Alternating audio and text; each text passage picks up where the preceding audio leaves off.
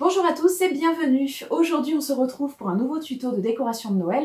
Aujourd'hui je vais customiser devant vous une bougie sur le thème de Cendrillon pour vous montrer non pas une mais deux techniques de loisirs créatifs de décoration de bougies. Ces deux techniques vous pourrez les combiner ensemble ou les utiliser séparément pour fabriquer des bougies. Vous allez voir, c'est des techniques qui sont très sympas. Il y en a une de transfert d'image qui a un résultat qui est tellement parfait qu'on pourrait penser que ça a été acheté dans le commerce. Donc ça peut être très sympa pour des décorations de Noël, mais aussi pour faire des cadeaux à vos proches puisque c'est de saison. Je vous montre comment tout ça est réalisé. On se retrouve juste après pour voir le résultat final.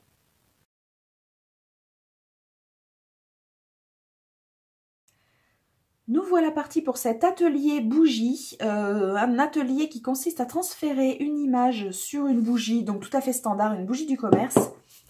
J'ai au préalable imprimé cette image de Cendrillon sur du papier de soie, après quoi je l'ai découpée. Je vais maintenant venir la plaquer sur ma bougie. Et ensuite avec du papier cuisson, je vais enrouler la bougie de manière à bien plaquer le motif sur la bougie. Donc voilà, de cette manière-là, je vais quand même enfiler une manique pour protéger ma main de la chaleur parce que je vais venir ensuite avec mon sèche-cheveux, donc sèche-cheveux tout à fait standard, je vais venir chauffer le motif sur la bougie. La paraffine qui est en dessous va chauffer, elle va s'imprégner dans le papier de soie et ça va me prendre au piège ce petit motif de Cendrillon. Donc Cendrillon sera incrusté dans la bougie et j'aurai une magnifique bougie décorée. Voilà, j'ai mis ma manique pour protéger ma main, je m'en vais chauffer tout ça et on va voir un peu ce que ça donne. Donc puissance max, on est parti.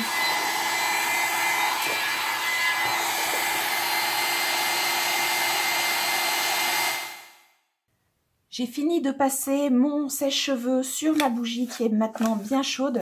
On sait que c'est bon quand le papier de cuisson est parfaitement transparent. Vous voyez, on voit complètement l'image dessous. Et maintenant, on n'a plus qu'à le retirer. Et l'image est parfaitement incrustée sur la bougie. Donc voilà, ça y est, l'image est parfaitement transférée. Super bien, on dirait un résultat d'ailleurs industriel quoi. Ça a un super beau rendu.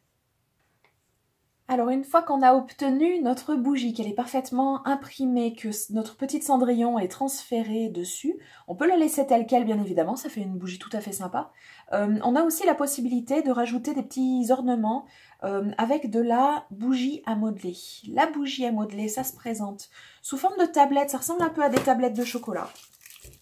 C'est assez collant au doigt et c'est tout à fait malléable. On peut en faire absolument ce qu'on veut. On peut fabriquer avec des bougies en partant de zéro, hein, vraiment qu'avec cette matière-là, puisque c'est de la bougie, hein, c'est de la cire. Avec ces lots là de bougies, vous aurez de la ficelle exprès, donc de la ficelle pour faire des mèches de bougies. Vous pouvez donc faire une bougie tout entière à partir de ce matériau-là. Mais vous avez aussi la possibilité de rajouter juste quelques petits ornements, juste voilà par-ci par-là pour décorer une bougie préexistante. Et c'est tout à fait ce que je vais faire tout de suite. Je m'occupe de ça et je vous montre le résultat tout de suite après. Un petit mot sur une petite subtilité donc qui peut paraître logique, mais c'est pas toujours le cas, donc je vous le dis. Toutes ces cires sont miscibles entre elles. Ça veut dire qu'on peut mélanger les couleurs entre elles pour obtenir de nouvelles couleurs. Ici, j'avais un petit bleu qui était un petit peu trop bleu, justement. Je voulais qu'il ressemble plus à la robe de Cendrillon et qu'il soit un tout petit peu plus vert, un tout petit peu plus turquoise. Du coup, j'ai rajouté un petit peu de jaune pâle pour obtenir la teinte que je désirais. Ici, j'avais un bleu très foncé et j'ai rajouté un petit peu toujours de ce jaune pâle pour pouvoir obtenir un turquoise, voilà, une teinte un petit peu plus claire et qui tire un petit peu plus sur le turquoise pour se marier plus harmonieusement avec ma petite princesse.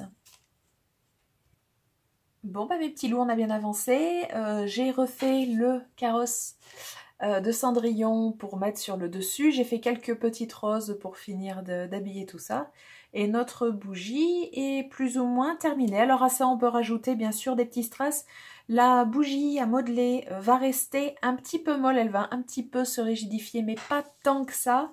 Donc il faut être quand même assez doux à la manipulation pour pas casser. Une petite astuce pour faire les roses. Ça marche pour la pâte à bougie, ça marche aussi pour la pâte Fimo évidemment, avec toutes les pâtes à modeler possibles. Tout simplement, on va faire des petites galettes en pâte. Hop. Des petites pastilles qui ressemblent à ça. Voilà, tout simplement. On les colle les unes à la suite des autres à la queue leu. Quand on les enlève, ça donne ça. Et on n'a plus qu'à les rouler sur elles-mêmes.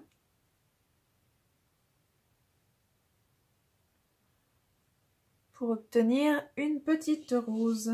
Ensuite, avec mon cutter qui coupe rien du tout, je vais venir tailler la base. Hop là. Et voilà ma petite rose que je peux rajouter voilà, quelque part là-dessus, sur ma bougie. Je sais pas où je vais la mettre, là c'était pour vous montrer, mais j'ai plus trop de place, donc je vais la garder de côté. Donc voilà, une petite rose vite fait, bien fait, et ça peut permettre de, surtout pour des bougies qui sont aimées sur les princesses, voilà, c'est pas choquant de rajouter quelques petites fleurs pour finir d'agrémenter une petite déco. Voilà ce qu'on pouvait dire des manières diverses et variées de décorer des bougies.